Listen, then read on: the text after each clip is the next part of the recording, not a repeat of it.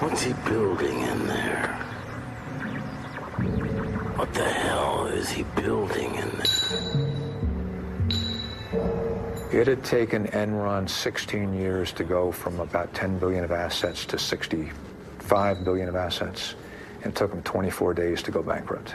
What the hell is he building in there? This company collapsed so quickly and so entirely. I mean, it was into bankruptcy within a matter of weeks. It just immediately had all the makings of a gigantic scandal. He's hiding something from the rest of us.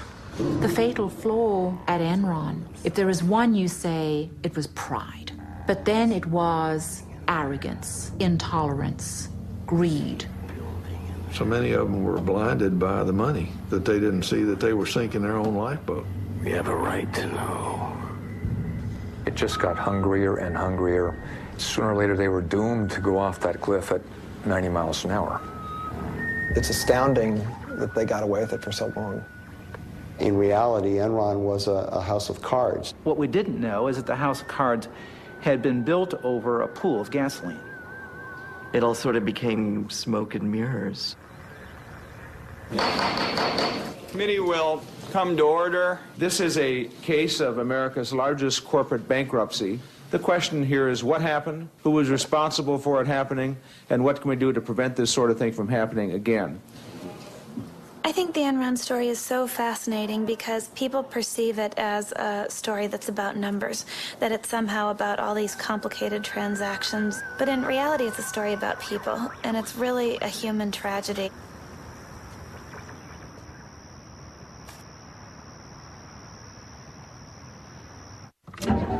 Mama may have, Papa may have, but God bless the child that's got his own, that's got his own. Yes, the strong gets more while the weak ones fade. Empty pockets don't ever make the grave. Mama may have, Papa may have, but God bless the child that's got his own, that's got his own.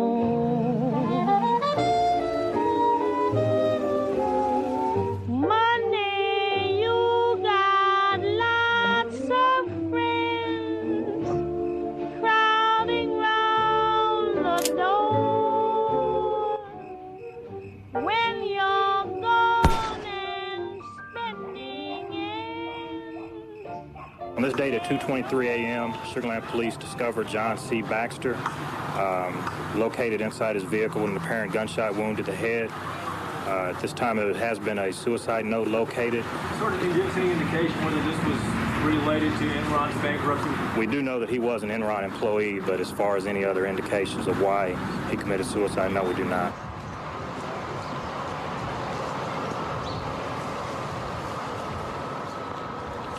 Mr. Skilling, let me touch on something that's sort of sad, and that's, of course, the suicide of Cliff Baxter. And you mentioned he was your best friend in your opening statement. Before he died, did you have many conversations with him? Yes. And were any of them relative to Enron? Yes. There's no one that knew Cliff toward the end that didn't realize that he was heartbroken by what had happened.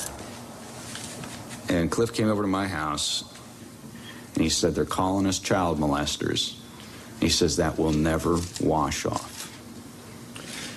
But, Mr. Skilling, you don't believe that. I don't believe what?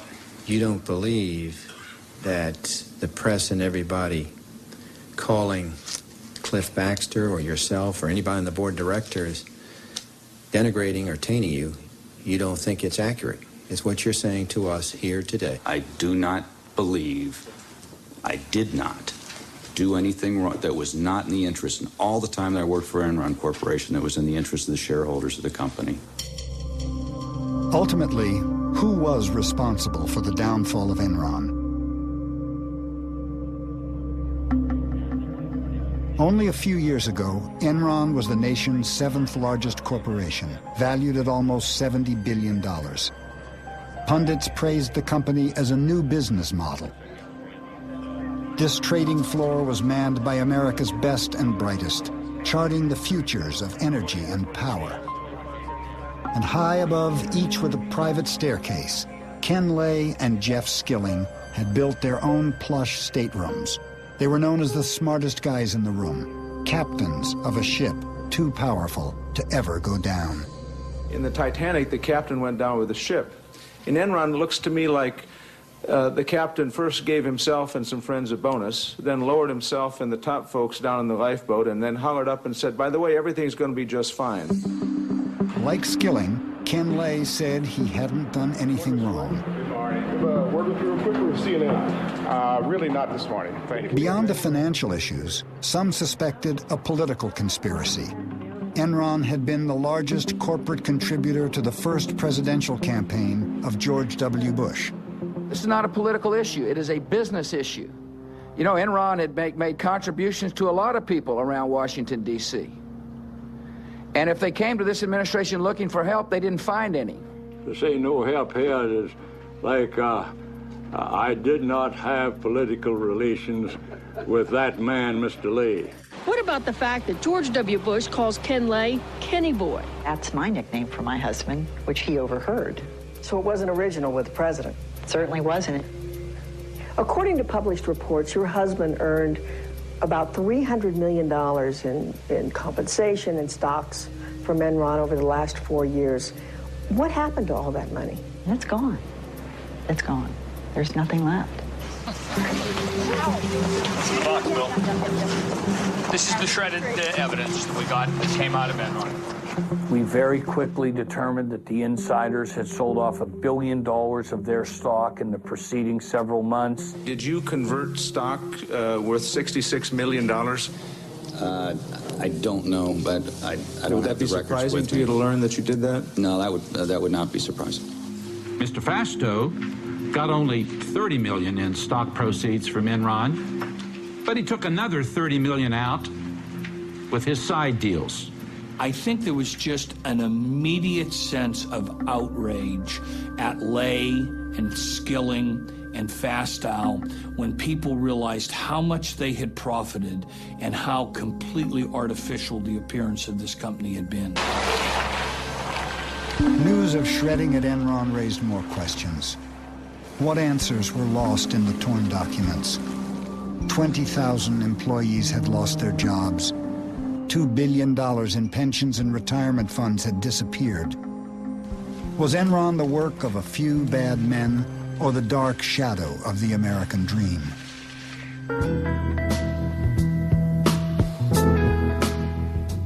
Lay comes to the story of Enron from very humble roots.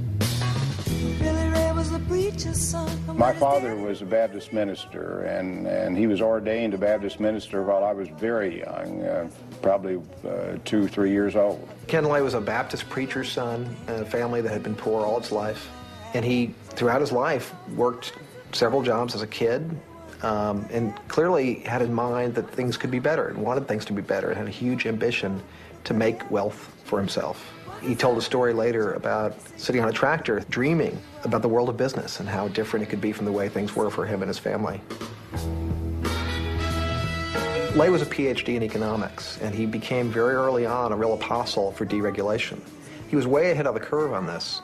He was thinking about energy markets that would be deregulated, and in particular, a natural gas industry that was shackled by regulation. And he pushed aggressively in Washington to change all of that. Who could ever reach me was the son of a preacher man. In Washington, Lay became part of a new crusade to liberate businessmen from the rules and regulations of government. Government is not the solution to our problem. Government is the problem. The societies which have achieved the most spectacular, broad-based economic progress in the shortest period of time are not the most tightly controlled, not necessarily the biggest in size, or the wealthiest in natural resources. No, what unites them all is their willingness to believe in the magic of the marketplace. That old black magic has me in its spell. The magic power of deregulation pushed Ken Lay to found Enron in 1985.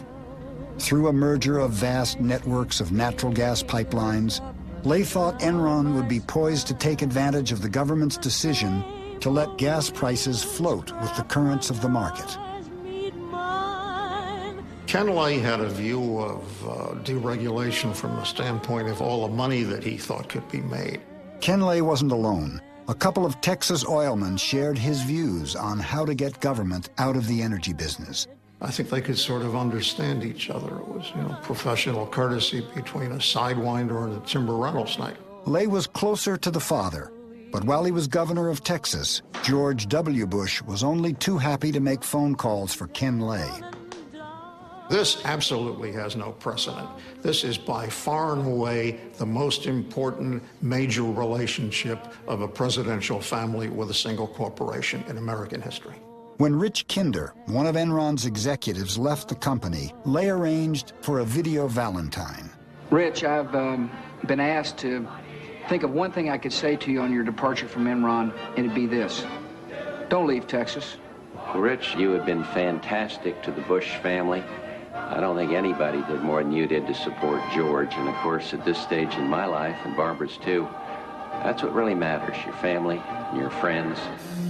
Early on, George Bush Sr. helped secure billions in government subsidies for Enron International, and he helped promote Lay as deregulation's ambassador at large. Enron is a company that deals with everyone with absolute integrity. We want people to leave a transaction with Enron thinking that they've been dealt with in the highest possible way as far as integrity and truthfulness. He always wrapped himself in the cloak of moral rectitude. But there was one episode early on that raised questions about whether he was actually walking the walk. This was the Enron oil scandal, also known as the Valhalla scandal. While you were at Arthur Andersen, were you involved in an investigation at a company called Enron Oil? Yes, I was. The issue with the company in 1987 involved the misappropriation of monies by two traders. In 1987, two oil traders made bets for Enron on whether the price of oil would rise or fall. Oil trading is like gambling. Sometimes you win, sometimes you lose. But Enron Oil always seemed to win, much to Ken Lay's delight. I tried to explain to Ken Lay the tremendous risk that you have in that market. You can lose 10 times your original investment. A veteran trader, Mike Muckleroy, was suspicious of Enron Oil's steady, high profits. Well, this oil trading business had profits that nobody could really understand, and in fact that many of Ken Lay's lieutenants questioned. They said this business can't be making this much money legitimately. Something weird is going on. Something weird was going on. The first hint came from an anonymous tip about the president of the company, Louis Bourget.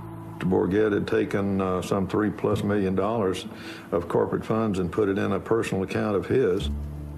There were offshore accounts, phony books, and a trail that led from the company's treasurer, Tom Mastroeni, to a mysterious Lebanese speculator no one could find, M. Yass. What name did you suspect that was? My ass, and M. Smart. I said, that's Maxwell Smart. I mean, these guys are playing games. Bourget and Mastroeni were summoned to Houston. First, they presented falsified bank records to Enron. Then they admitted they had diverted company profits to personal accounts. It was brought to the attention of the Enron board. Auditors were brought in as well to look at the whole thing. At the board meeting, the auditors told Lay that Bourget and his traders were manipulating earnings, destroying daily trading records, and probably gambling way beyond their limits. The next day, we found out that Lay's decision was and basically changed nothing as far as the operation's concerned. And the reason he gave was that this was the only part of the combined company that was making any money, and that he could not, kill the golden goose. The traders weren't fired or even disciplined. Instead, Enron sent a telex to Bourget. Please keep making us millions. Instead of reducing Enron's risk, Lay encouraged his traders to gamble more. But then, their luck changed. 2 months later, I got this panic call that they had drawn down $90 million in the previous 5 days. And what we could do is just try to find out what kind of gorilla we had loose up there. McElroy hopped on the next plane to New York. He knew Mastroeni had another set of books, and he would do whatever it took to get them. I basically stood over Tom and I told him one of two things was going to happen. Either one of the trading partners that was crooked with Bourget, who was a German arms dealer, was going to kill him, or I was. I said, I'll track you down and find you no matter where you go, and sooner or later I'll get you. The next day, Mastroeni came in with the real books. The traders had gambled away all of Enron's reserves. By acting fast, McElroy bluffed the market and managed to save the company. After Valhalla, Ken Lay maintained that he had been shocked that the traders had gambled so recklessly, but Ken Lay had known all along about the risks that were taken. He had seen the reports warning him about the traders' behavior. Since the fall of Enron, Ken Lay has said he can't be responsible for things he didn't know about. Sounds like what he said about Valhalla. Do you believe that he didn't know? I can answer only for one. I can answer for Valhalla because Ken Lay did in fact know about this thing because I had told him myself. The auditors adamantly told Mr. Ken Lay that the 2 rogue traders should be fired. Lay read the report and he read his budget and estimated how much the 2 rogue executives made, and if they were fired, what he could lose. My conclusion was that this guy is a guy who puts earnings before scruples rather than reacting to the dishonesty right in front of him. Mastroeni received a suspended sentence. Bourget was convicted of fraud and spent 1 year in jail. With his biggest moneymaker now behind bars, Ken Lay had a problem. Who could he find to make money for Enron? Every year, every day, every week, you have to come up with new ideas. I'm going straight to the top. Whoa. Ken Lay saw in Jeff Skilling the guy who had the answer to what the future of the natural gas business was supposed to be. Ken Lay is also a guy who considers himself a visionary, and he liked other people he thought of as visionaries. He liked people with big ideas, and Jeff Skilling was a person with the biggest ideas of all. Jeff Skilling's biggest single idea was to find a new way to deliver energy. Rather than be bound by the physical flow of the pipeline, Enron would become a kind of stock market for natural gas. It was a magical new idea. Transform energy into financial instruments that could be traded like stocks and bonds. So that was the one good idea. In 1992, using that good idea, we became the largest buyer and seller of natural gas in North America. Jeff was like the prophet. He came in and said, there's a whole new world out there. Forget about this pipeline stuff, you know, the stayed pipeline in the ground and gas in and gas out. We can recreate this entire industry.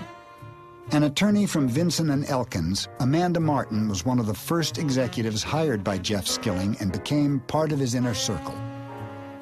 The excitement was palpable. You cannot imagine how proud we all were to be there.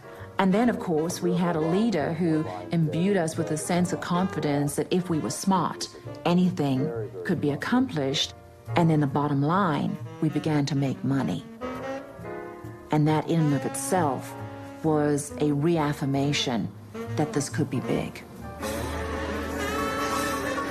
Skilling saw the opportunity to build an industry new and to start a business from scratch, but he had one specific condition that had to be met before he'd join Enron, and it was that he'd be allowed to use a certain kind of accounting known as mark-to-market.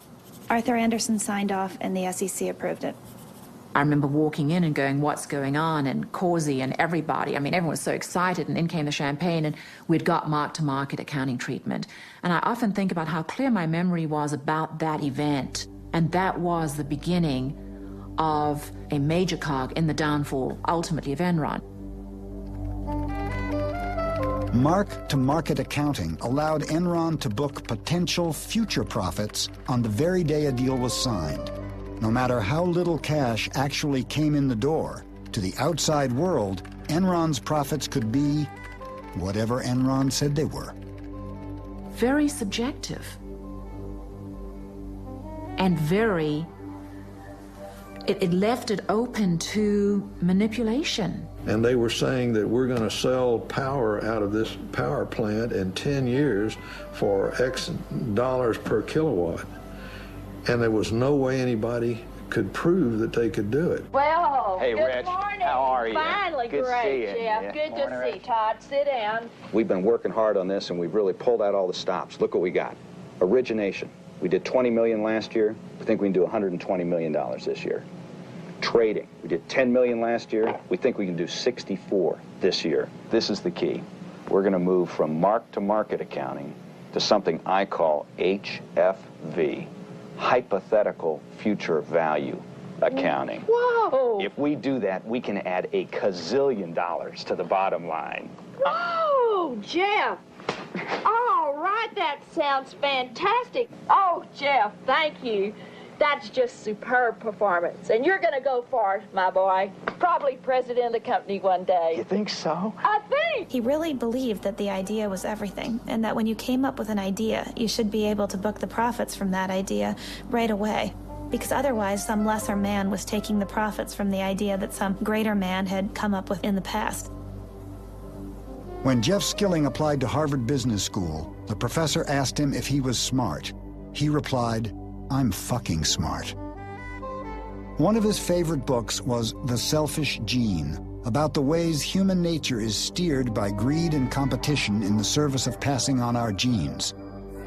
At Enron, Skilling wanted to set free the basic instincts of survival of the fittest. Jeff had a very Darwinian view of how the world worked. He was famous for saying once in Enron's early years that money was the only thing that motivated people. Skilling's notion of how the world should work really trickled down and affected everything about how Enron did business. He instituted a system known as the PRC, or Performance Review Committee. It required that people be graded from a 1 to a 5, and roughly 10% of people had to be a 5, and those people were supposed to be fired. Hence, this came to be known as rank and yank. I personally am convinced that the PRC process is the most important process that we conduct as a company. I've never heard of a company yet that would be successful terminating 15% of their people every year just to satisfy the fact that the other employees had to vote on them. And so when you're being evaluated by that group, you are getting direct communication from Ken and me about what the objectives of the company are and how you fit with those objectives. It was a brutal process. The ability for a 25-year-old to go in and to be reviewed and to be superior, and as a consequence, get a $5 million bonus. I don't think that's repeated in many places in corporate America. Our culture is a tough culture. It is a very, very aggressive culture. 8 million on new deals. At Enron, no one was more aggressive than the traders.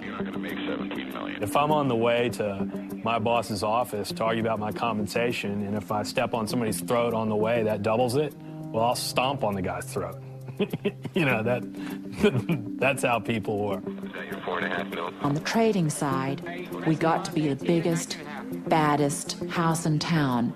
And by necessity, if you wanted to be in the market, you had to deal with Enron. Try to reconcile your big numbers here. Enron's traders were like the super powerful high school clique that even the principal doesn't dare to rein in. They had become the major engine of at least reported profits at the company. They took Jeff Skilling and Ken Lay's belief in free markets and turned it into an ideology. But they pitch it almost as a new economic religion.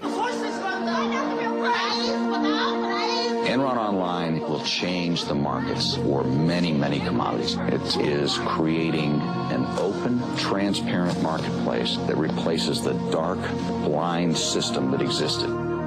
It is real simple. You turn on your computer, and it's right there. That's our vision. We're trying to change the world.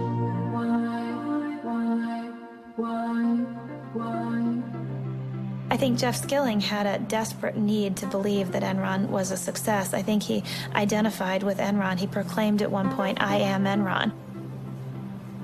The other thing about people at Enron is a lot of them were former nerds, and including Jeff Skilling. He had been paunchy, he had big glasses, he losing his hair, and Jeff Skilling one day kind of woke up and decided to change himself. And he started working out, lost a lot of weight, but he really did remake himself through sheer will and force of personality. When Jeff got LASIK on his eyes, everybody at Enron got LASIK, so nobody was wearing glasses. I think Jeff Skilling is really a tragic figure in a classic sense of the word. He's a guy that people describe as incandescently brilliant, but he's also a guy who is radically different than he at times portrays himself. He's portrayed himself as somebody who has very tightly monitored risk. In reality, he's a gambler. He gambled away huge sums of money before he was 20 years old by making wild bets on the market. To Jeff Skilling, risk was glamorous. He was a huge risk taker. He actually talked about wanting to go on trips that were so perilous that someone could actually die.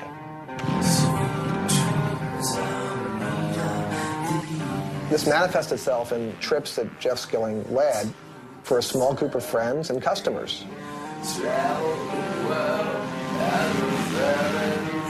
A core cadre of Enron guys used to go on these wild adventures. Andy Fastow would go, Ken Rice would go. The trips were legend. You know, we can sit and think about what strange insecurities they were trying to overcome, but it made them feel good as men. And they took a particularly memorable trip to the Baja, 1,200 miles of very rugged terrain in Mexico. This is a trip where people crashed bikes. Ken Rice was on the trip and he busted a lip and required a bunch of stitches. People broke bones. One guy flipped a Jeep and almost got killed. Those sorts of stories at Enron became legend, and it fed the whole macho culture of the place.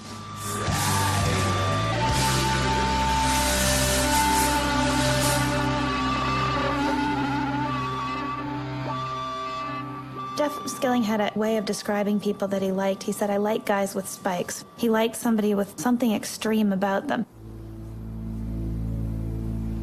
Ken Rice was one of the men with spikes, was the salesman of the group. Very amiable, fun, man's man, and was the guy out selling deals to energy companies. In the case of Cliff Baxter, the company's chief deal maker, he was extraordinarily talented at just doing a deal, but he was a manic depressive.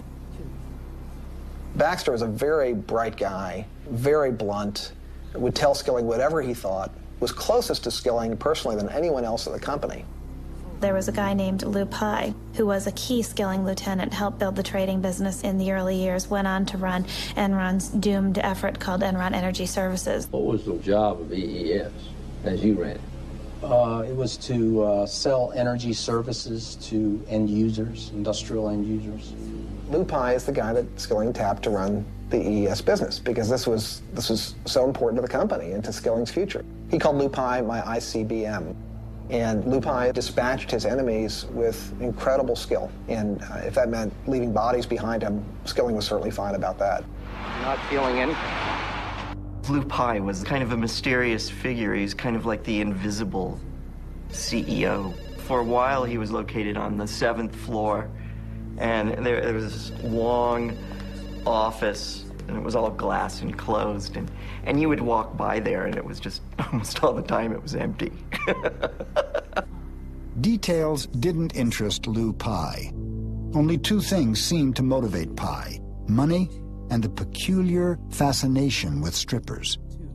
For Pye, it was all about the numbers. 1, 2, 3, 4, 1, 2, 3, 4, 5, 6, 1. He was there every night after work, and he usually brought some of the traders along with him. He spent quite a lot of money there as well, much of it charged to the Enron expense accounts. There were rumors that he brought strippers up to the trading floor. Almost everyone knew the story. The story is that because he's kind of a mild, soft-spoken, almost meek individual, that maybe the strippers didn't even believe he was the CEO. So he took him up to his office, and I guess they put on a little show for him there. 1, 2, 3, 4, 5. One night he was at a club, and one of the guys said, Lou, all the rest of us are single. We don't have any problem, but how do you keep your wife from smelling the stripper's perfume on you? And Lou said, oh, I've got a secret. So I stop in at a gas station on the way home, and I spill a little gasoline on myself, and it kills the scent. So the other guy shot back and said, but Lou, doesn't your wife then think you're fucking the gas station attendant? In the context of Lou Pye, everyone was horrified. The pall fell over the table because Lou Pye was not a man to trifle with. 2 days later, The guy who told the joke, as Enron legend has it, was dispatched to Calgary, Canada. Lou Pai lost all interest in running EES as soon as the numbers got high enough. I netted approximately $100 million. But I don't know if that number's accurate, plus or minus 20 million. And he actually left Enron with more money than anybody, $250 million, because he sold all his stock in Enron after he got a divorce from his wife in order to marry his stripper girlfriend who had had his child. His exit from Enron was as mysterious as his presence there. Just sort of one day, we all learned that Lou Pai was no longer the CEO of EES. Though Lou Pai flew away from Enron with $250 million, the divisions he left behind lost a total of nearly $1 billion. But Enron managed to disguise that fact. Lou Pai became the second largest landowner in Colorado. It was the number. It was always making those numbers and looking, you know, to me, the real mythology is high school mythology, that, you know, you wanted to be the most popular guy on Wall Street and you were going to do whatever you had to do to stay there. And Jeff understood those rules better than I think anyone else.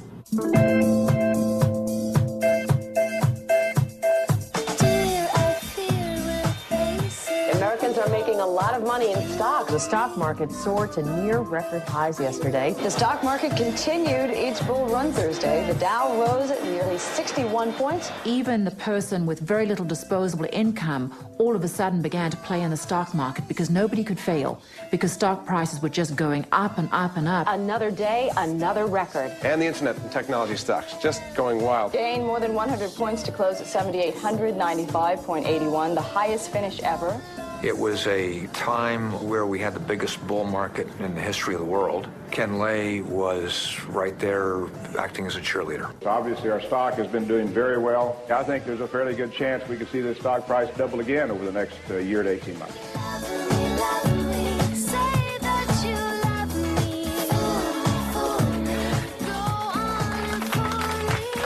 Enron mounted a campaign to capture the hearts and minds of stock analysts. The natural gas stocks include Enron. We're never satisfied, and I don't want us to ever be satisfied with the stock price. It should always be higher. Enron posted a 30% jump in second quarter profits as web-based trading boosted its wholesale energy business. The game was played on Wall Street in such an established way throughout the 1990s. As long as a company met or exceeded the analyst projections for quarterly earnings per share, the stock went higher. The game was called pump and dump. Top execs would push the stock price up and then cash in their multi-million-dollar options. People at Enron got paid in large part through stock. Everyone had a huge stake in seeing the stock price go up. And it was driven very clearly by the profits every single quarter. They're exceedingly conscious of that. Skilling was, and everyone else in the company was. They posted the stock price in the elevator. You were surrounded by the health of the company. What's the stock price doing? We were consumed by it. This company was fixated on its stock price and fixated on a massive public relations campaign to convince the investment community that they were new, different, innovative, almost heralding a new era of corporate enterprise. Come work for us. We encourage our people to do new things, try new things, experiment, step out. We begin by attracting the kind of people that are more comfortable in an environment of change. You know, when you work for Enron, you're going to see the newest thinking. You're going to see the newest markets opening up. Enron Online, a fabulous, fabulous story. Probably put on. They were so good at their acting that they convinced corporate America that they were smarter than anyone else. Alan, with our sincere thanks and admiration, we are pleased and indeed honored to award you the Enron Prize for Distinguished Public Service. Our business continues to grow at 25%. They continue to sell the company as being a very stable place where it could predictably increase profits 10 to 15% a year. In fact, to get to those numbers, Enron was doing all sorts of questionable things, taking enormous risks. We like risk. because you make money by taking risk. Gotta take time to do new things. Can be tough, gotta move. Do what you wanna do. Who to tell you not to? By all accounts, Enron was soaring. Be afraid no matter who you are, no matter who you be. But in reality, profits weren't going up. They were headed in the opposite direction. Enron had vast natural gas operations all over the world. They had cost billions to build, and most were performing terribly. But in other places in the world, in India, great quarter and great year in India. Phase 1 of Dabhol is in operation, generating power. Phase 2 is financed and is under construction.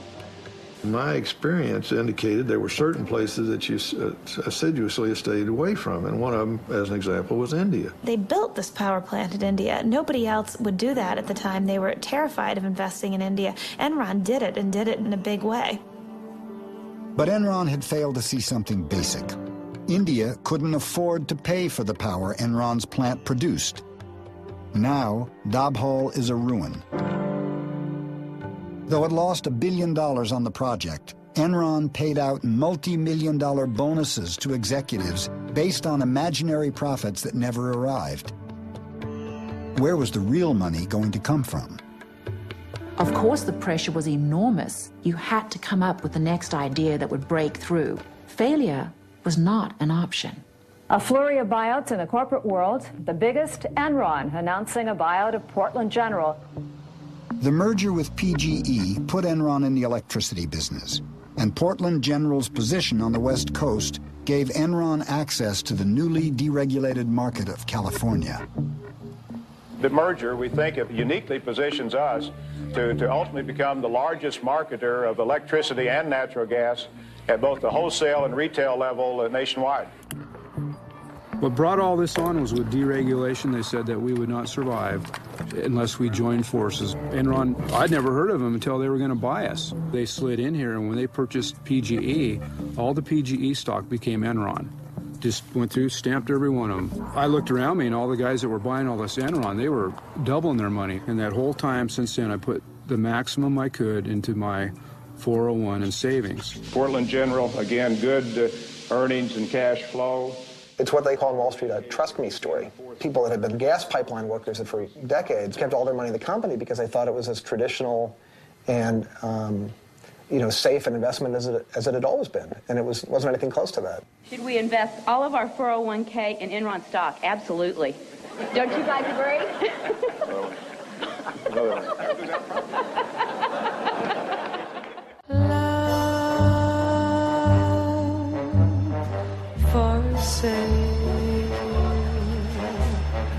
Enron is a big winner today. One of the things that fascinated me was that almost all of the Wall Street analysts who covered Enron had buy ratings or strong buy ratings on the company's stock. Why were the analysts blinded to the company's deceit?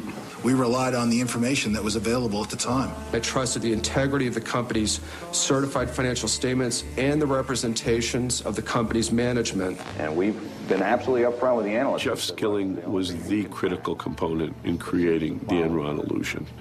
Time and time again, when we had a question to the sell-side analysts that they couldn't answer, the response was, I'll give Jeff a call. I'll run this by Jeff. By giving Jeff a call, the analysts weren't analyzing at all. They were willing to believe virtually anything Enron told them.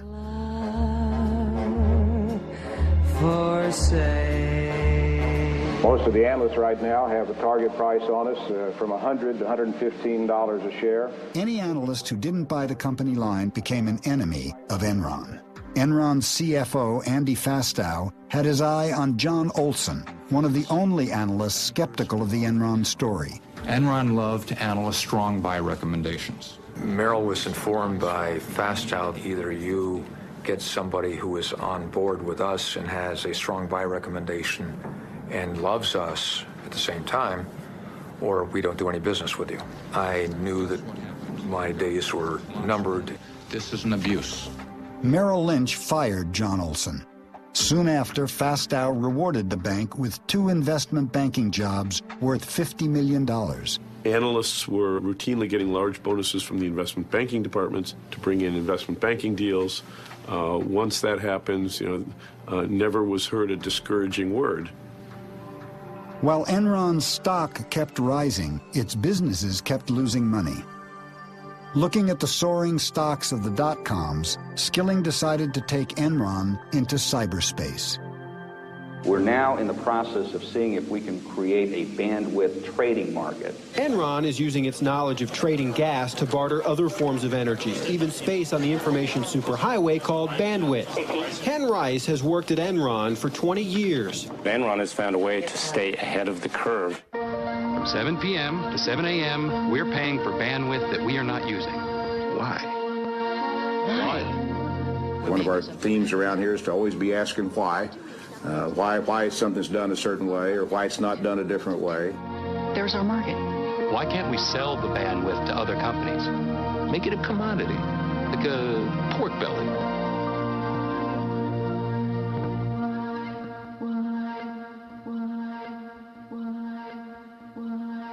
Just last week, Enron captivated Wall Street with its bold move into broadband, teaming up with Blockbuster to deliver movies on demand.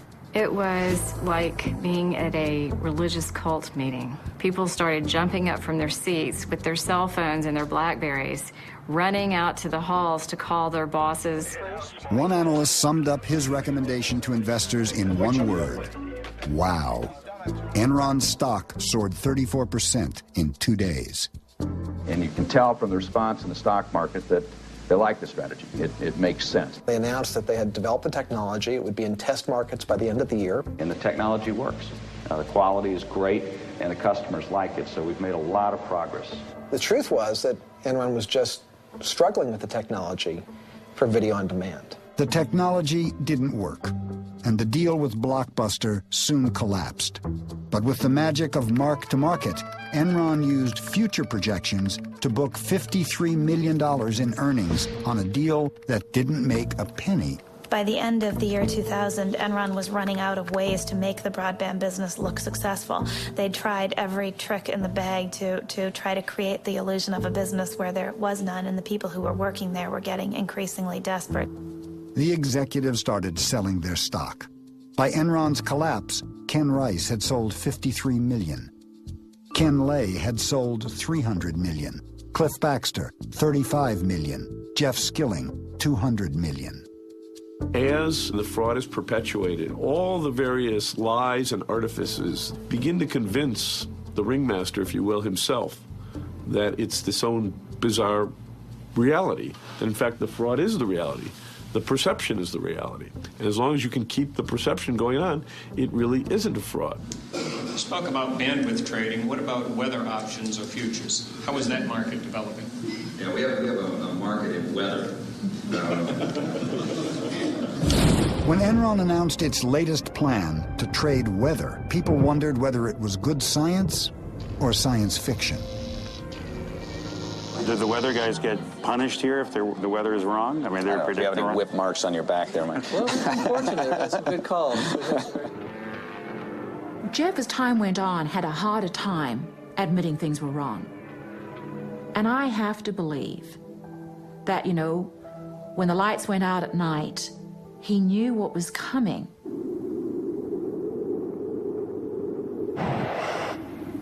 I would liken it to the Titanic when you've got a captain who's saying maintain full speed and they bump into a couple of icebergs and then they still keep full speed going. The captain of this ship, Enron, he ignored all the warning signs, and there were plenty of them. And the captain of the ship was? Kenneth Lay.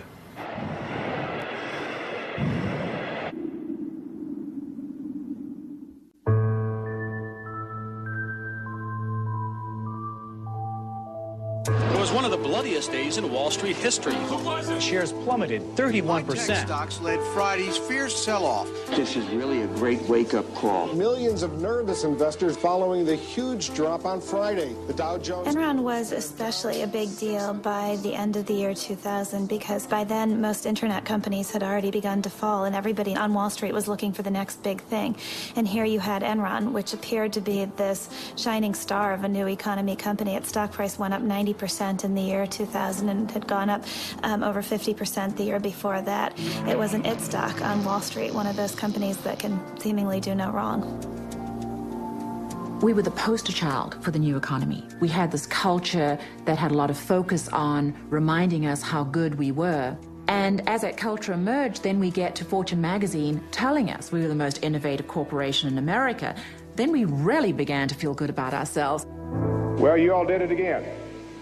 Enron was just recently chosen again for the 6th year in a row in the most admired company survey by Fortune magazine as the most innovative company in America. Well deserved, well deserved. The sales pitch still sounded good, but one investor saw something in Enron's numbers that the stock analysts had missed. By and large, the analysts admitted to us in person it's a black box. You have to take it on faith. Who knows where the earnings come from? They just pop out, and all we know is they're always good. And I kept pointing out, well, yeah, isn't that the whole point of if it's a black box and it's there to fool you, the numbers are always going to be good until they're not. I'm not a beat reporter, so I would have had no reason to look at Enron, but Jim Chanos mentioned to me that I should take a closer look at Enron's financial statements, and it wasn't clear from Enron's financial statements that there was fraud here, but what was clear is that something didn't add up. In March 2001, Bethany McLean, a reporter with Fortune magazine, first raised questions about Enron's financial condition. She asked a simple question in the article that no one could seem to answer. How exactly does Enron make its money? You got very upset at her, didn't you? I very specifically remember the telephone conversation that I had with the Fortune reporter. She called up and started asking some very, very specific questions about accounting treatment on things. I am not an accountant, and I could not answer them. He became really, really agitated. He said that people who raised questions like this were just trying to throw rocks at the company, and that I was not ethical because I hadn't done enough homework. And if I had done enough homework, I would understand how off-base my questions were. Mr. Skilling, it appears as if you were trying to bully someone who was asking very basic questions about Enron. I said to her, I have got 6 minutes left before I have to be in a meeting, and I can't get into the details, and I'm not an accountant. And she said, well, that's fine, we're going to do the article anyway. And I said, if you do that, I personally think that's unethical. No. And the next day, our chief financial officer and our chief accounting officer flew to New York at Enron's expense to sit down, not with the editors, but to sit down with the reporter on that story and help her understand the questions that she was asking. And the next day, we sat in this small, dark, windowless conference room for about 3 hours going through the various aspects of the company's business. And I'll never forget this. When the interview was over, the other two executives packed up their things and had left the room. And Andy Fastow turned around and looked at my editor and me and said, I don't care what you write about the company, just don't make me look bad. And Fastow had good reasons for not wanting to look bad. There were these partnerships that were run by Andy Fastow that were doing business with Enron, and these were disclosed in the company's financial statements, but I didn't mention them in the story I wrote because I thought, well, the accountants and the board of directors have said that this is okay, so I must be crazy to think there's anything wrong with this. The story I ran was actually pretty meek. The title was, Is Enron Overpriced? But in the end, I couldn't prove that it was anything more than an overvalued stock, and I was probably too naive to suspect that it was anything more than that. And was her article critical? Yes, it was. Fortune magazine article that's out, the headline is Enron stock overvalued? The gist of the article is that Enron is sort of a black box, which, sorry, it's true. I mean, it's just difficult for us to show people the specifics of how money flows through, particularly the wholesale business. The entire reason that this analysis was done by Fortune magazine is because Business Week had a favorable article about Enron the week before. And there's this competition that the news magazines have, where if one says something good, the other one has to come and find something bad. So I think that was kind of the genesis of it. So the criticism, I think, is kind of ridiculous. When Bethany McLean at Fortune started analyzing cash flows, and she had this wonderful article saying, take a look at first quarter, second quarter, third quarter, and end of year cash flows. There's a reason she didn't invest in Enron, because the financials didn't make sense. But you have to be willing to say that the emperor doesn't have any clothes, and this emperor was pretty powerful. We are going to unveil this morning a new corporate vision. Okay, you ready? 1, 2, 3. How's this? It's really hard to know when Enron first crossed the line into outright fraud, but there isn't any doubt about who the guy was who led them there. It was a protege of Jeff Skilling's by the name of Andy Fastow.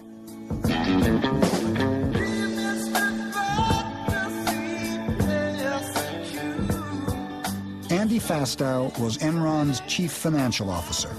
His job was to cover up the fact that Enron was becoming a financial fantasy land. Enron essentially was losing money on a cash basis year after year, and yet it was reporting profits. So it was defying the laws of financial gravity, and the way it was doing it was with something called structured finance. And the maestro of all that at Enron was Andy Fastow. Andy was very young. He was hired by Jeff Skilling probably before he was even 30, and he idolized Jeff Skilling, and he certainly wanted to please the boss.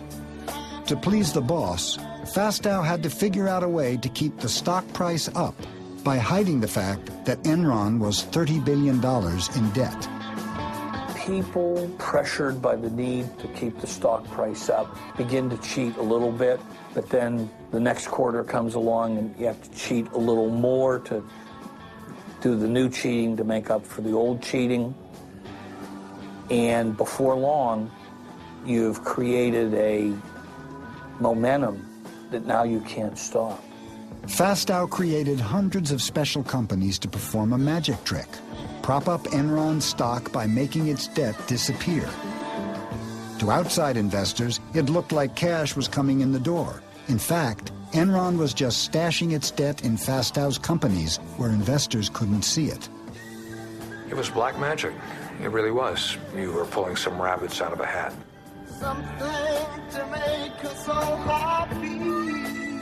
They could bury debt, they could bury losses. Many of the companies had exotic names: Jedi, Chuko, Raptors. LJM was Fastow's most ambitious creation. It would work magic for Enron, and it would allow Fastow to conjure $45 million for himself. Andy, in many ways, was someone we all knew didn't have a strong moral compass. It's almost like Jeff Skilling said, okay, we're hitting some troubled times. Let's set up Andy so we can fill the earnings holes when we need to, knowing that Andy would probably skim a little bit off each transaction for himself. There's a body heat kind of angle to this, you know, where Skilling is Kathleen Turner and Andy is William Hurt. You know, in the end, he got suckered into helping all the executives meet their earnings. What I wish, in retrospect, I wish I'd never heard of LJM.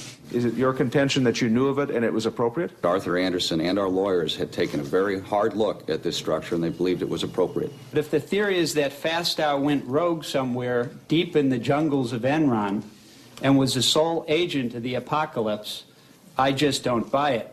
Skilling, Lay, and the Enron board had signed off on Fastow's LJM funds.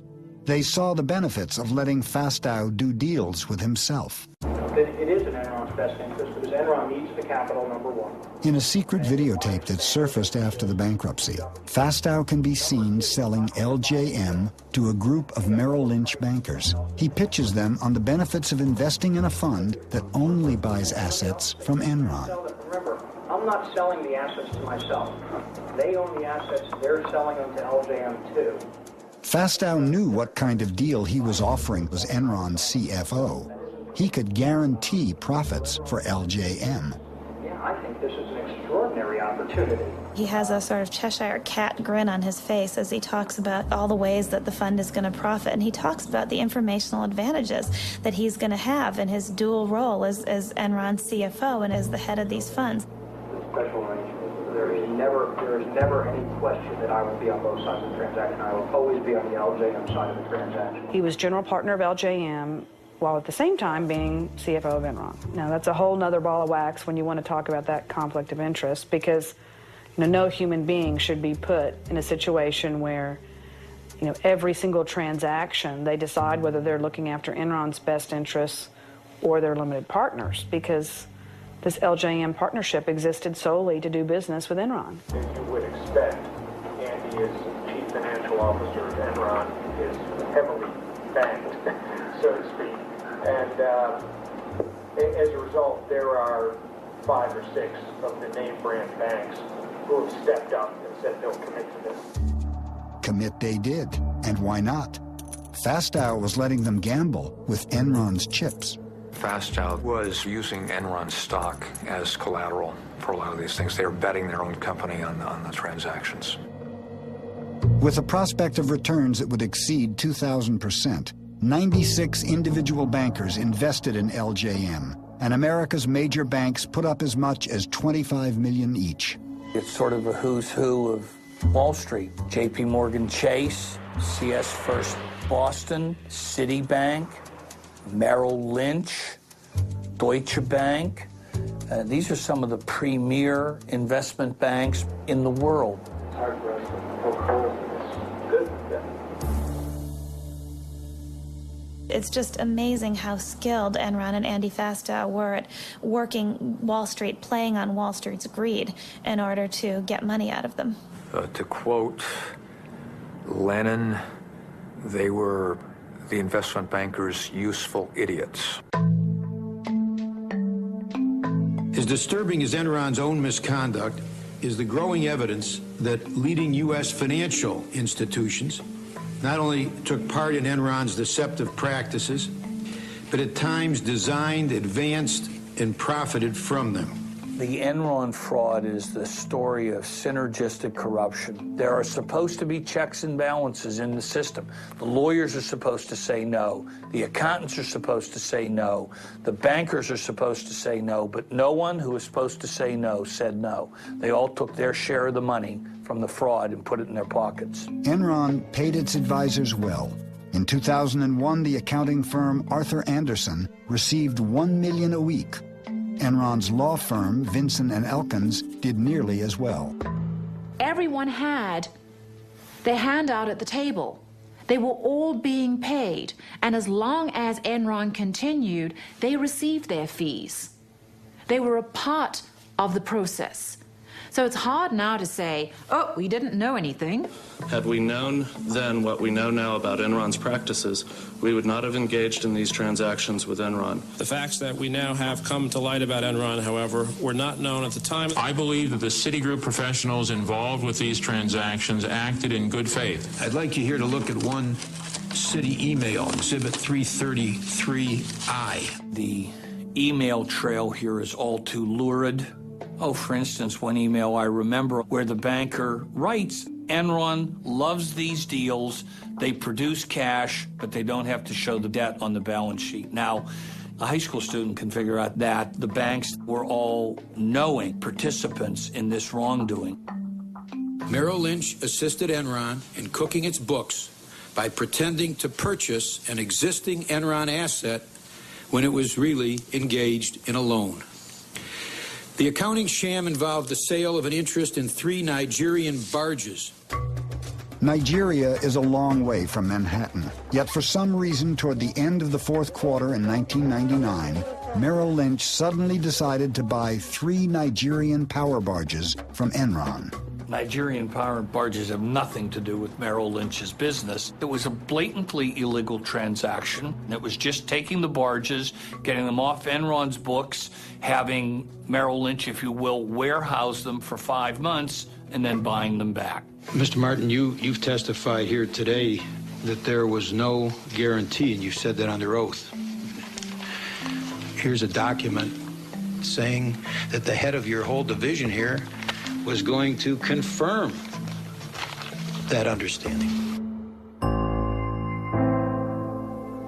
Over the year 2001, Skilling became increasingly despondent. He'd always been a moody guy, but people who knew him said he became just increasingly volatile, show up for work unshaven, looking blurry-eyed. And I think it was the battle of holding these two totally disjointed thoughts in his mind at the same time. One is Enron, a superstar company, and the other of feeling like it was all crumbling away.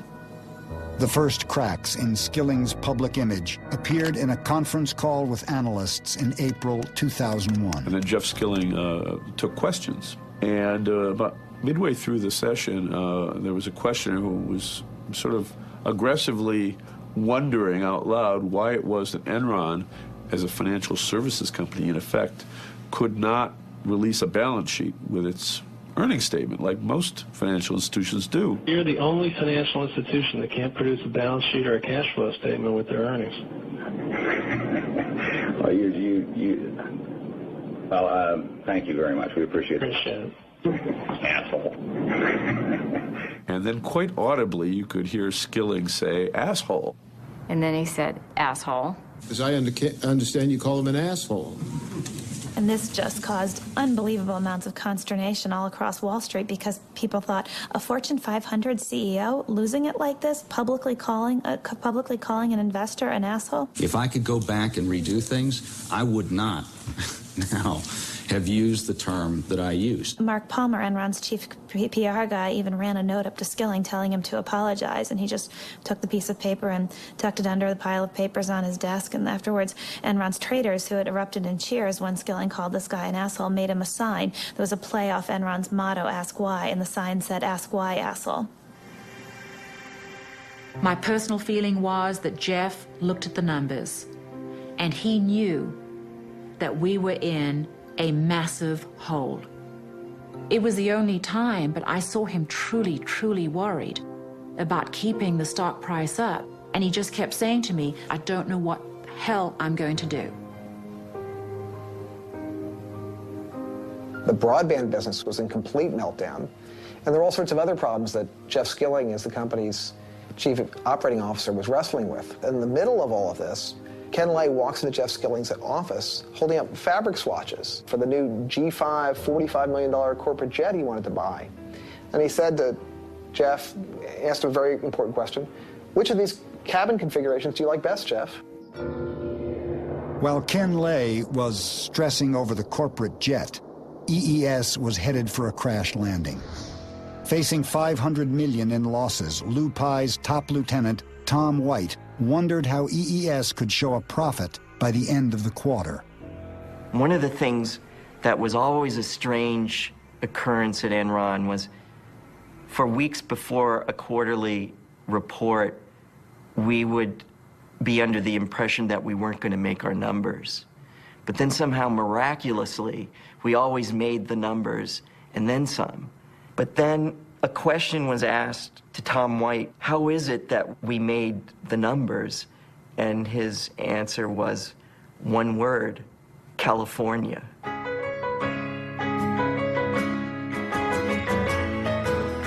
California, here we come. The first clues to Enron's new strategy hit California with a jolt. It started at noon, rolling across the state. Sacramento, San Francisco, Beverly Hills, Long Beach, San Diego.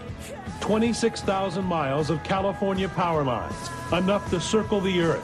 But for the second day in a row, not enough electricity for America's largest state and the world's sixth largest economy. The first thing we heard about this energy crisis is where our lights are going to go off in the middle of winter when we're using half the electricity we normally use during the summer. The Bay Area got hit by not one, but two rolling blackouts today. We only need 28,000 to 30,000 megawatts in December. We have an installed capacity in California at the time of 45,000 megawatts. Plenty of power to meet our electric demand. Of course, we had blackouts in December. The people who control California's power grid say once again they're worried about having to black out the northern half of the state. When the rolling blackouts started in California, there was definitely a lot of excitement in the air. It was something new. It was something that hadn't been encountered before. It was, how is this event going to affect the price of power? Controlled rotating outages are being implemented. I knew that there was illegality going on. I could feel it, I could smell it, I could sense it, and there was no other explanation. Because the numbers just didn't add up. We had enough power in California. It was never about lack of supply. When I ran for governor in 1998, not one human being asked me about electricity. This thing kind of came out of the woods as far as I was concerned, and I was trying in the early days to learn what was happening, how we could fix the problem. California was selected by Enron as the prime place to experiment with this new concept of deregulated electricity. Reducing electricity costs is only one benefit from choice and competition. In 1996, under pressure from energy companies, Governor Pete Wilson and the California legislature passed a bill allowing for the deregulation of electricity. I wasn't in the legislature in 1996, but I can tell you that there isn't a legislator alive that can tell you with any sophistication how a deregulated electricity market ought to work. Not a one. California's deregulated system was a bizarre compromise between legislators and free market advocates. The rules were complicated and hard to follow. Inside Enron, California's system was little more than a joke. And once in place, Enron made sure that the joke would be on California. And I remember the conversation I'd had with Ken. At the end of it, he says, well, Dave, old buddy, let me just tell you, it doesn't matter really to us what kooky rules you Californians put in place. I got a bunch of really smart people down there who figure out how to make money anyhow. One of the smartest guys at Enron was Tim Belden, who ran the West Coast trading desk. Tim Belden was a fervent believer in the idea of free markets, and as such, he spent hours poring over the new rules for the deregulation of California's energy industry, looking for loopholes that Enron could exploit to make money. He found plenty. After the bankruptcy, a confidential memo surfaced revealing the names of Belden's strategies to game the California market. Wheel out, get shorty, fat boy. Recently, audio tapes of the Enron traders were discovered. What do you want to call this project? I have a catchy name for that. How about, something friendly like Death Star?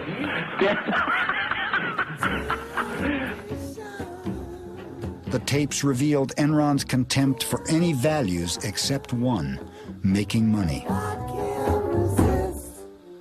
Hey, John, it's Tim. The regulatory is all in a big concern about is we're wheeling power out of California. He just steals money from California to the tune of $1 million. Can you rephrase that? Okay, he arbitrages the California market to the tune of $1 million or $2 a day. Right?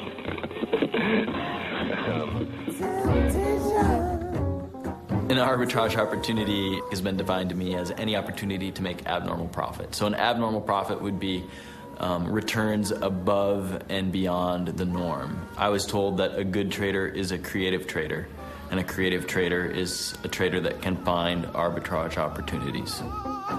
One of those opportunities was called Ricochet. I'll see you guys. I'm taking mine to the desert. In the midst of the energy shortages, Enron traders started to export power out of the state. When prices soared, they brought it back in. So we fucking export like a motherfucker. You're getting rich. Trying to.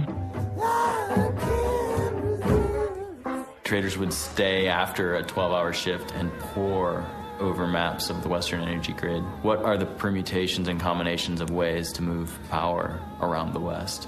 And I think that that's something that Enron knew better than any other energy marketer in the country, period. We know all of the California imports. We know all of the California load. We're getting pretty spoiled on this money. You said you were getting a little scared. We're making a little too much, and I tend to agree with you. These are two traders, Traders. This is what they say. What we did was overbook the transmission line we had the rights on and said to California utilities, if you want to use the line, pay us. By the time they agreed to meet our price, rolling blackouts had already hit California, and the price for electricity went through the roof. Did you have any knowledge that this was happening? The only thing that I'm aware of, Senator, is there was a difference of opinion on the rules of the independent system operator. It was just set up. The rules weren't quite clear. We have traders here from Enron who were saying they did something wrong, but you don't see anything wrong. I have one last question, and then I am done. Traders soon discovered that by shutting down power plants, they could create artificial shortages that would push prices even higher. Hey, this is David up at Enron. There's not much demand for power at all, and if we shut it down, could you bring it back up in 3 or 4 hours? Oh, yeah. Why don't you just go ahead and shut her down then, if that's okay?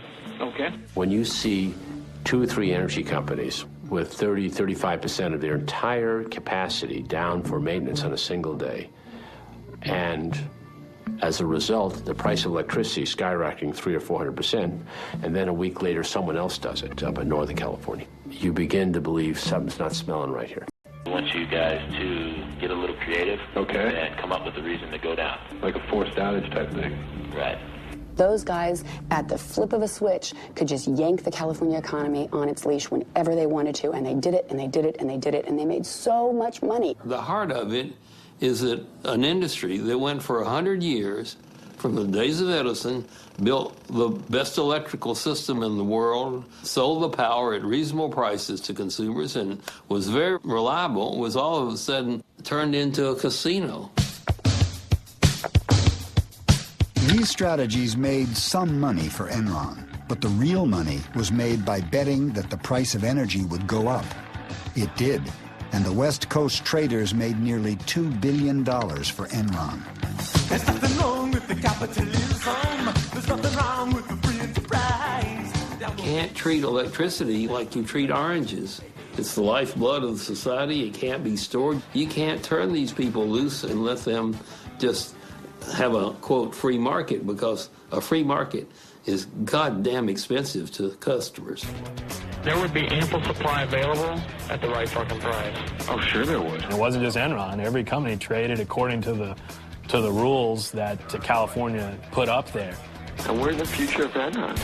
And we're fucking making $500 million for Enron. Can you believe that? Yeah.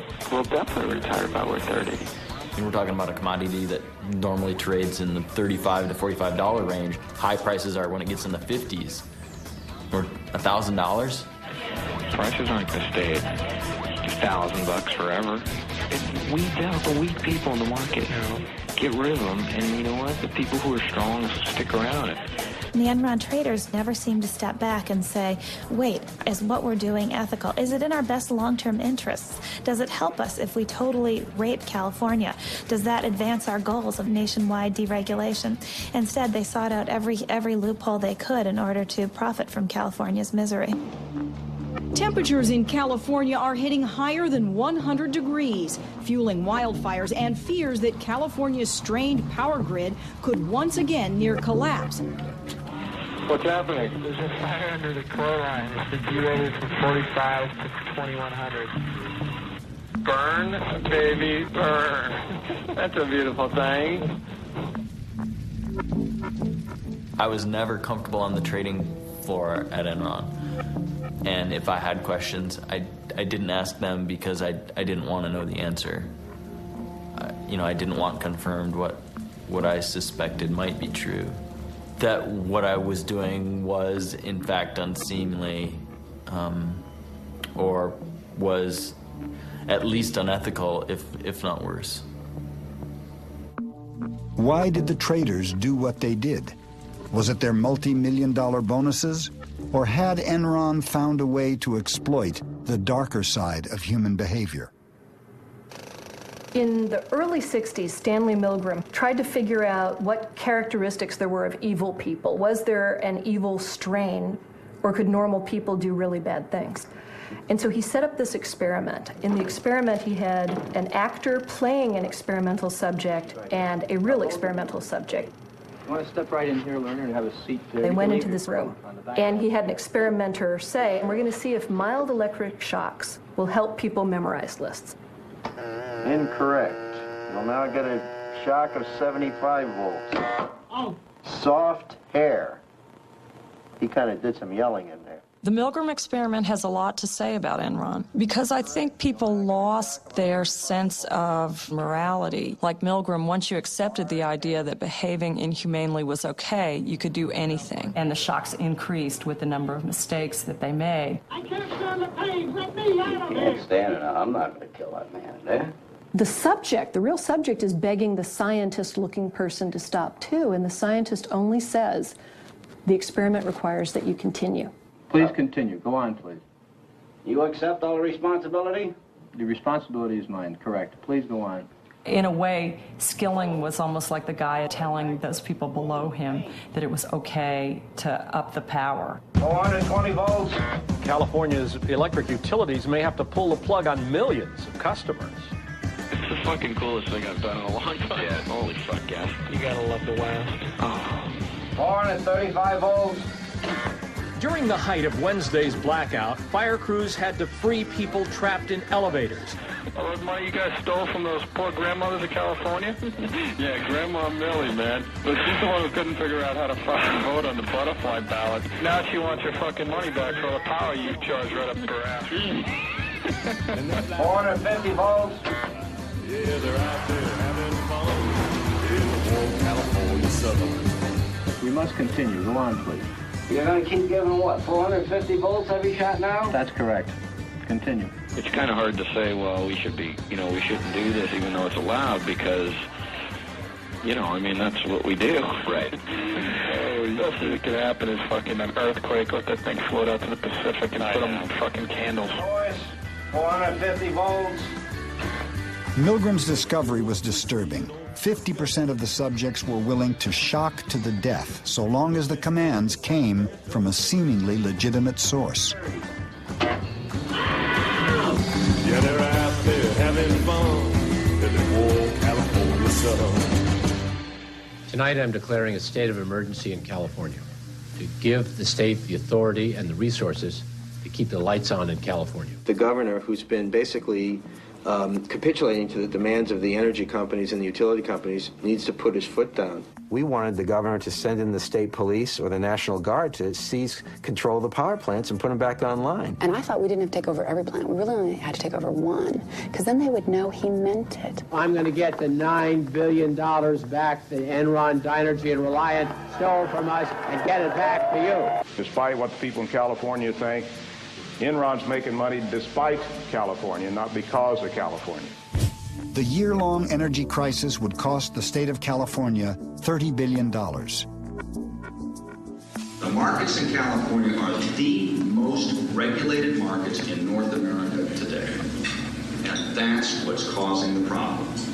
California, it never deregulated. Enron buy stock today. Thank you very much. We are doing the right thing. You're the good guys. We are the good guys. We are on the side of angels. Oh, I can't help myself. You know what the difference is between the state of California and the Titanic?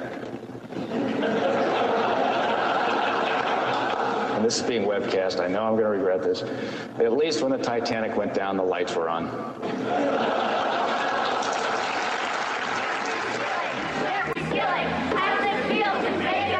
A top executive at one of America's biggest power companies received a raucous welcome in San Francisco tonight. Protesters heckled Enron CEO Jeffrey Skilling outside and inside during his appearance at the Commonwealth Club. One of the protesters even brought a blueberry pie and delivered it herself. $132 million is what he made.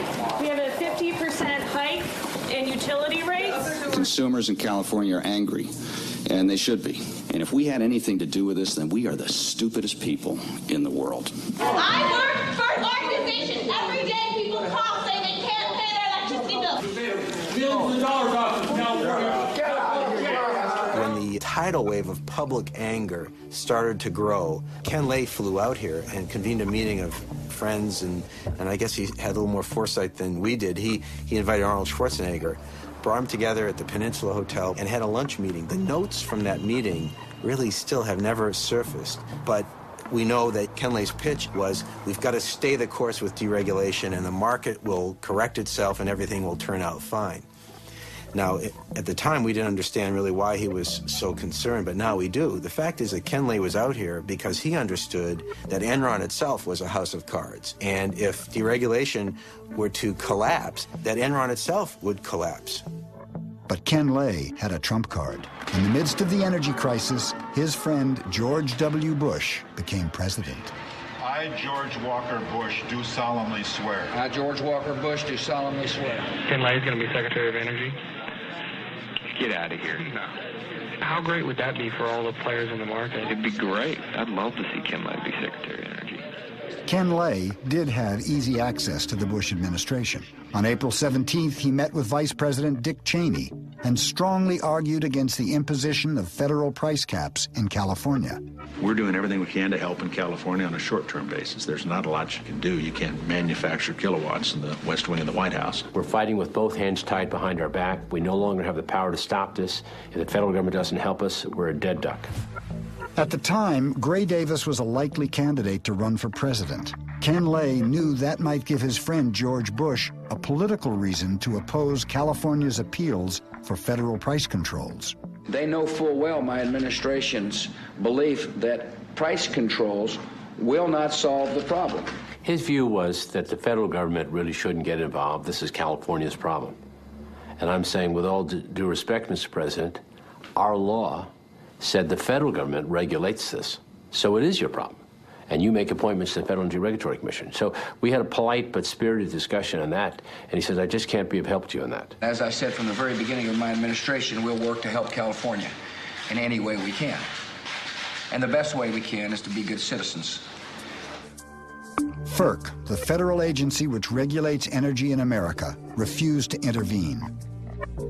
What was FERC doing, and why was it not taking action? The chairman of FERC was Pat Wood, the man Ken Lay had personally recommended for the job. It was easy for FERC to do Enron's bidding because all they had to do was do nothing, which they did very well. Federal regulators are being pressured to act by the now Democratic-controlled Senate, where hearings... A Democratic Senate forced FERC to impose regional price caps. That ended the energy crisis, but not the political one. Did Ken Lay and George Bush have a political agenda to blame the energy crisis on Gray Davis? Hello?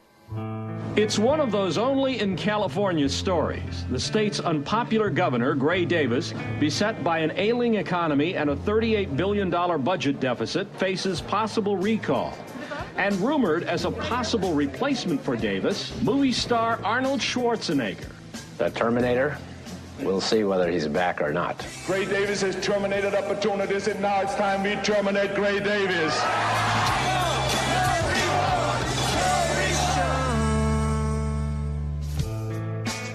Could I predict a phony energy crisis as a result of deregulation? Yes. Could I predict that Arnold Schwarzenegger would be our governor as a result of deregulation? Never would have come up with that. That's like a bad science fiction movie. Apparently we have all been wrong. It is pronounced California. Ladies and gentlemen, the governor of the great state of California, Arnold Schwarzenegger.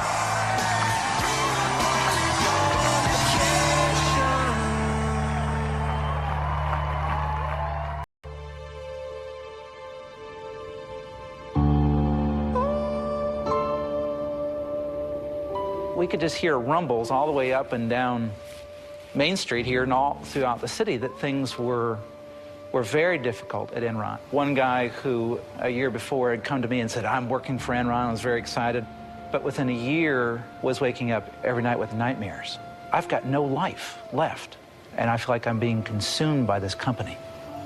As doubts began to surface about the company and the erratic behavior of its CEO, Enron's stock began to fall.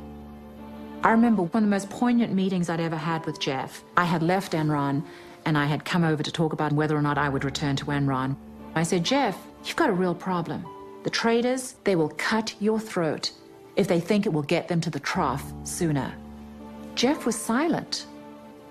And he looked out the window, and he looked back at me and he said, yeah, Amanda, you're most likely right. By the end, the traders ran Enron. You know, the inmates had taken over the asylum. All through the summer, the stock continued to decline. There was a buzz that a major announcement was going to take place, but we all thought that Ken Lay was leaving Enron and that he had been asked by the Bush administration to join his administration. But that wasn't the case at all. It was Jeff Skilling announcing that he was stepping down as a CEO, and that took everyone by surprise. No one could believe that. CEOs generally don't just resign out of the blue without a well-orchestrated PR campaign beforehand to pave the way so there's no disruption, there's no questions, there's no front-page stories, which of course is exactly what happened. It was at that point that I knew the architect of the disaster knows that it's crumbling and the rat is leaving the sinking ship. 2 days later, I met with him and Ken Lay, as I had informed the company that I was going to downgrade the stock on Skilling's resignation. I asked Jeff Skilling, are there any more shoes to drop? We've seen the worst of it, and I was concerned about the energy crisis that was occurring in California. Well, Skilling convinced me that it was for personal reasons. I left his meeting feeling sort of emotional because of the concern that he seemed to be showing about the relationship he had with his family. He appeared to be distraught. And I remember saying to an investor, if he's not telling the truth, then it's a good thing he quit his day job because he needs to go to Hollywood. I left Enron on August 14, 2001 for personal reasons. Mr. Skilling, a massive earthquake struck Enron right after your departure. And people in far inferior positions to you could see cracks in the walls, feel the tremors, feel the windows rattling. And you want us to believe that you sat there in your office and didn't and had no clue that this place was about to collapse. On the day I left, on August 14th, 2001, I believe the company was in strong financial condition. I think he was smart enough, and he didn't even have to be that smart. He had seen documents that I think predicted the future. I think he was smart enough to think, I can get out now, and this company isn't going to collapse for a year, maybe a year and a half, so I won't get the blame. It was working fine when I left, guys. After Skilling resigned, Enron's chairman, Ken Lay, took over as CEO.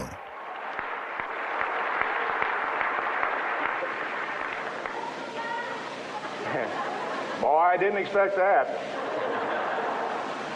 But thank you. Thank you very much. Well, I'm delighted to be back. I'm sorry Jeff did resign. It was a stunning announcement that he was stepping down as a CEO. And I think the flags started going up at that point for everybody. We are facing a number of challenges, but we're managing them. Indeed, I think the worst of that's behind us, and the business is doing great. We're not the only stock that's decreased in value this year. It's just that we've been hit a little harder than many others. If a few of these other problems disappear, like California, like India, I think the worst is over, and I'm excited. August 14th, 2001, Jeff Skilling abruptly resigns. I mean, that made me angry. It made loads of employees angry. I mean, there was a real sense of betrayal by the employees. I mean, this was, you know, Jim Jones feeding us the Kool-Aid and then deciding not to drink it himself. The day after Skilling resigned, Sharon Watkins sent a letter to Ken Lay. We will begin with Ms. Watkins. I am Sharon Watkins. Would you identify your counsel for the committee? Yes, my counsel is Mr. Philip Hilder. When you hear the story for the first time, it's unbelievable. What Sharon was telling me was more than accounting irregularities as such. I mean, it was a massive fraud of enormous proportions. In mid to late June of 2001, upon the resignation of Cliff Baxter, I went to work directly for Mr. Fastow. It has evolved to the corporate crime of the century. I was highly alarmed by the information I was receiving. What Sharon Watkins discovered began the unraveling of Fastow's complex partnerships. Andy put me in charge of this asset listing, and there were about a dozen assets that had been hedged with one of Andy's entities, the Raptors. And so I was working with a spreadsheet, and, you know, the math just didn't add up.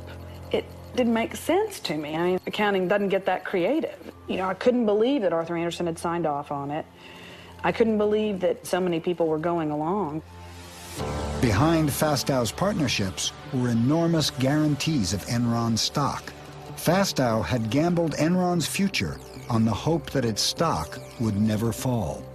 My first reaction was that I should warn Ken Lay. The day after Skilling left, I sent this one-page anonymous letter. But within a week, I was meeting with Ken Lay. I'd identified myself in the hopes of really making my point that Enron needed to address this situation. I mean, companies rarely get away with cooking the books, but when they do survive, it's when they come clean, not when they're exposed from the outside. Ms. Watkins, I went... Ms. Watkins did not talk to me, Senator. Well, Ms. Watkins said Clifford Baxter told her that he met with you repeatedly to express his concern. Cliff and Andy they didn't like each other. They had a very strained personal relationship, and Cliff's issue had nothing to do with the appropriateness or inappropriateness of the transaction. I'd mentioned Cliff Baxter in these memos. And I remember I made the comment to him, well, you're one of the good guys. You know, you were one of the people fighting against this, and it'd be all right. And he said, oh, I don't think it's going to be all right for any of us involved in this. When I started working on the book with Sharon, I was interested in writing about a whistleblower. People don't really appreciate what she did and the bravery that it took in that company. Andy Fastow would not have put his hands in the Enron candy jar without an explicit or implicit approval to do so by Mr. Skilling. I can't for the life of me see what basis she would have for suggesting that I would know some of that. I mean, how would she know that? And I don't see that it's at all inconsistent that there would be some things I don't know if some people purposely kept me from knowing some things. I felt like I was one lone voice within Enron saying, look, we've committed horrible fraud. And of course, all hell broke loose. Within 6 short weeks, Enron was spinning out of control. Probably in more normal circumstances, I would have had a few more words to say about September the 11th. Just like America's under attack by terrorism, I think we're under attack. And of course, now we've got the SEC inquiry, informal inquiry. The SEC launched an investigation when the Wall Street Journal published articles revealing Fastow's murky deals. Enron announced massive financial restatements. Investors began to worry that billions in mark-to-market profits were really losses. As you can, of course, see, the underlying fundamentals of our businesses are very strong. Indeed, the strongest they've ever been. But regrettably, that's not what Wall Street is focusing on, and I doubt that's what you're focusing on.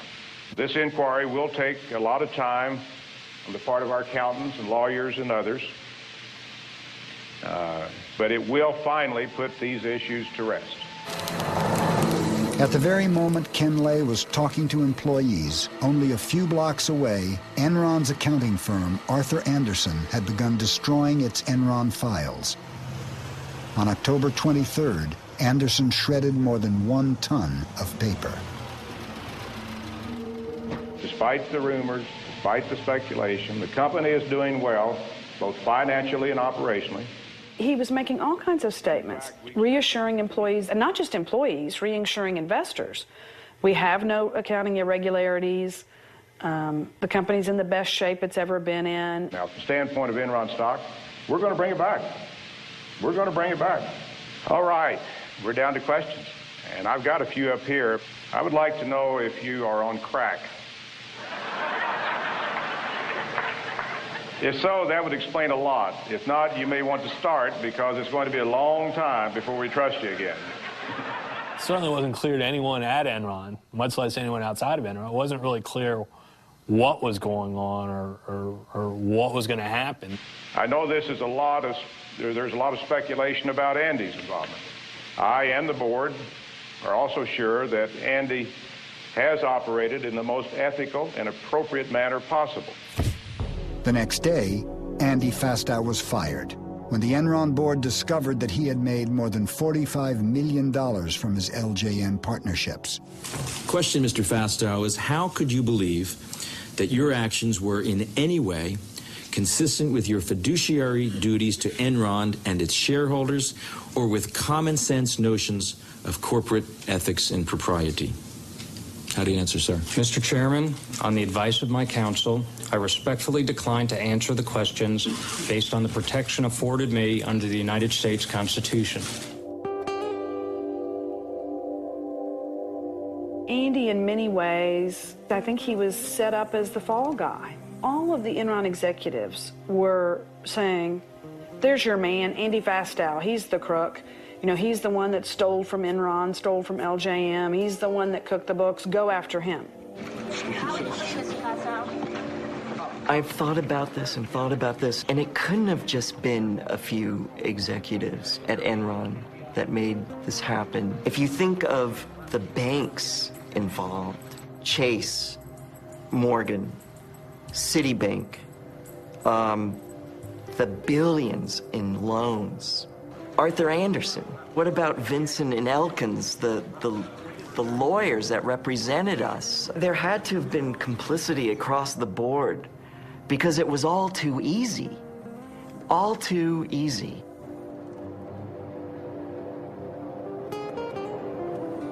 The Enron collapse was an enormous tragedy. This is a company that had over 30,000 employees, and clearly in a company that size, you have a lot of senior officers that have a lot of authority in which you place enormous trust. Clearly in this case, there was at least one, Andy Fastow, that betrayed that trust.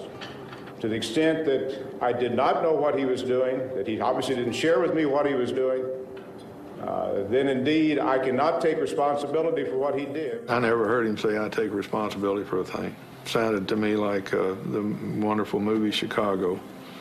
I was reminded of the puppet strings and the dancers and the tap dancing and pointing at the gun, the gun, the gun. I mean, everybody's in step but Johnny. I continue to grieve, as does my family, over the loss of the company. Linda and I saw our net worth reduced from several $100 million down to something less than $20 million on a net worth basis. And of course, as you said, about $1 million or less in liquidity. I don't know whether I'd be rather be shot as a crook or as an idiot. I believe the only venue for me is the ride of broken dreams. Oh, you mean the Enron ride? Let's go. Enron hit the national psyche. It hit it as sort of the time-tested lesson, and that is if it looks too good to be true, sometimes it is. We're all gonna be rich! We broke even!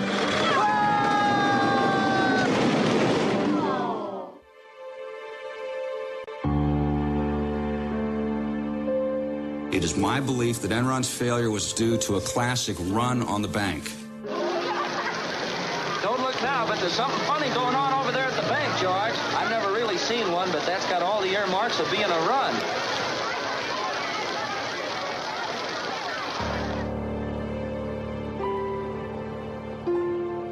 On December 2nd, 2001, less than 4 months after Skilling's resignation, Enron declared bankruptcy. I remember it was just a strange kind of a surreal day. We learned around 9:30 about the bankruptcy and that we were all being let go. We all felt like we were on the Titanic and the last lifeboats had long gone and we were just now on the sinking ship. We had 30 minutes to leave the building, and at that point, it was no longer like being on the Titanic. It was kind of like being on the Lusitania. The torpedo had hit, and there's 20 minutes to get out. There's a lot of disbelief. Very few of the rank and file people ever dreamed that Enron would actually go bankrupt.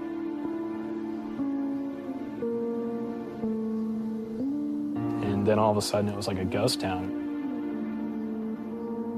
I can remember going into the old building on certain floors late in the afternoon or evening, and it was scary. There'd be like papers blowing around and nobody there, and it was very eerie.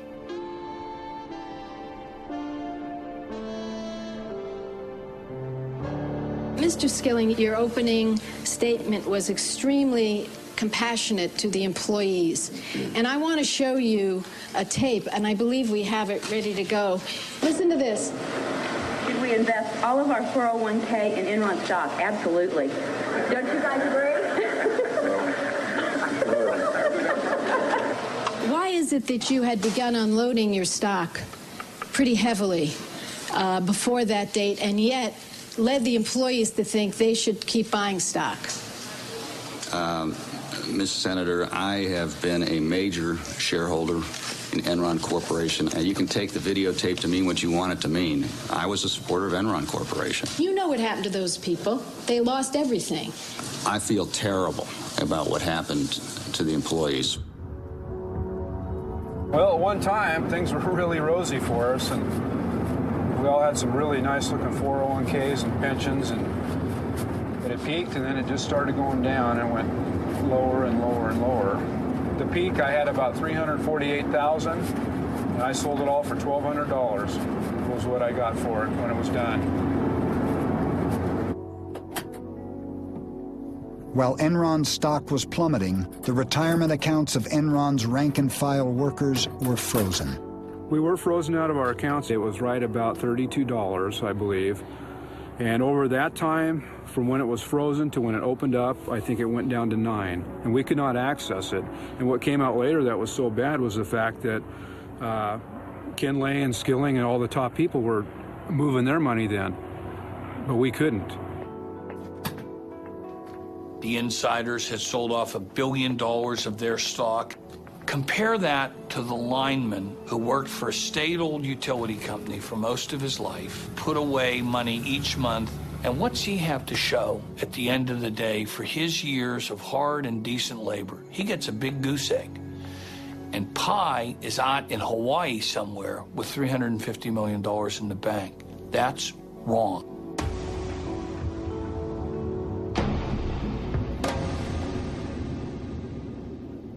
There's still, to this city, a layer of anger and upset. I am still doing counseling 3 years later with some families. With some of those who are most reflective, it's gone to a deeper layer. And they are looking at the corporate culture itself in this country. You know, you can gain the whole world, and all the trinkets and all the trophies of the world, the corner office, and all the perks. And you really can lose your soul in the midst of this. On January 25, 2002, 7 weeks after the Enron bankruptcy, Cliff Baxter committed suicide.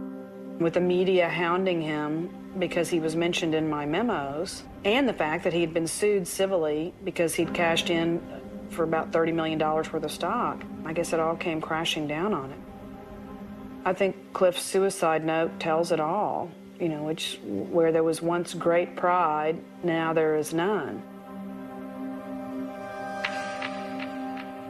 It's very hard for me to talk about Cliff. We were very close for many years. And he was a wonderful, wonderful man. But a lot of who Cliff was tied up in how he had succeeded at Enron. It is hard to look at your life's work and say, it's failed. But you have to take a long, cold look at yourself and say, who was I? Who did I become?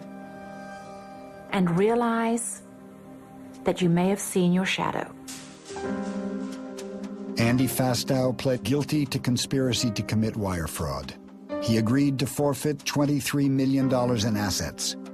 His sentence was reduced to 10 years in exchange for testifying against other Enron executives. Why Enron? Why not WorldCom or Tyco or Global Crossings? Ultimately, in Enron, the fatal flaw was the sense that brains and wiliness could outthink the way that the system eventually will work. In 2004, Jeff Skilling was indicted for insider trading and conspiracy to defraud investors. Pleading innocent, he paid his attorneys a retainer of $23 million to defend him. Enron should not be viewed as an aberration, something that can't happen anywhere else, because it's all about the rationalization that you're not doing anything wrong. We've involved Arthur Andersen, we've involved the lawyers, the bankers know what we're doing. There's a sense, the diffusion of responsibility. Everyone was on the bandwagon, and it can happen again. Enron's accounting firm, Arthur Andersen, was convicted of obstructing justice. With its reputation for honesty destroyed, America's oldest accounting firm fell along with Enron, and 29,000 people lost their jobs. Enron shareholders are suing Enron and its banks for $20 billion. Ken Lay was also indicted for conspiracy to commit fraud. His attorney maintains that no one has been hurt more by the Enron bankruptcy than Ken Lay. Well, they can show up this morning. With today's arrest of Ken Lay, the top echelon at Enron has now been called to account for their crimes. Mr. Lay, you have anything to say, sir? We're later, damn. Looking at Enron is like looking at the flip side of so much possibility, because like most things that end terribly, it didn't start out that way. It started with a lot of people who thought they were changing the world, and over time they became victims of their own hubris, victims of their own greed, and so it's like taking so much promise and possibility and looking at it in a mirror and seeing the flip side reflected back at you. I think the larger lesson was what Enron asked of its employees, which was ask why. And, you know, I didn't ask myself why enough. I didn't ask managers why enough. I didn't ask my colleagues why enough.